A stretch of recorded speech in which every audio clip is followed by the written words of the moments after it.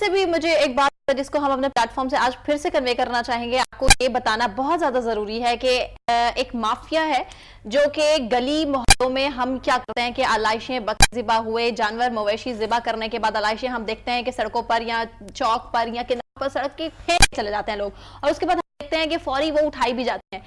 खुदा के लिए ऐसा मत कीजिए, क्यों? क्योंकि वो आलाइशें, वो ओड़ियां, वो चर्बियां, उससे घी बनता है गंदगी के साथ और वो यूज किया जाता है और वो डायरेक्ट हम तक ही पहुंचता है, इनडायरेक्टली या इनडायरेक्ट बात करें आप। तो इसीलिए ऐसा मत करें, उसको प्रॉपर ठिकाने, उसको तल्फ करें, आलाइशों को जाया करें, ताकि बाकायदा लोग उसे उठा के एक पूरा प्रॉपर जो माफिया बना हुआ है उसे ले ना जाए और उसे ऑयल गंदा ना बनाए और उसे दोबारा हमारे इस्तेमाल के लिए ना छोड़ दे। क्योंकि अक्सर हम ऐसे ही करते हैं, बाहर की चीजें खाई, हमें नहीं पता उसमें ऑयल यूज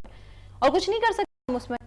उसके लिए कोई किसी को कुछ ब्लेम भी नहीं कर सकता। यही ऐसी बात ही है। आप बिल्कुल ठीक कह रही हैं, क्योंकि कुछ अर्से पहले ना कोई ये पिछली ईद पे जो बड़ी ईद गुजरी है उसके अंदर गवर्नमेंट की तरफ से अच्छा इनिशिएटिव देखा गया था कि उन्होंने घर घर जाकर थे वो बैग्स दिए थे। हाँ, बैग्स कि आप लोग जो है आप लोग जी जी बड़े बड़े बिल्कुल उसको जो भी उसका जो वेस्ट मटेरियल होता है उसको उसके अंदर करके ट्रैश और बाद में आप रखें बाहर आके, जो आप हमारे जो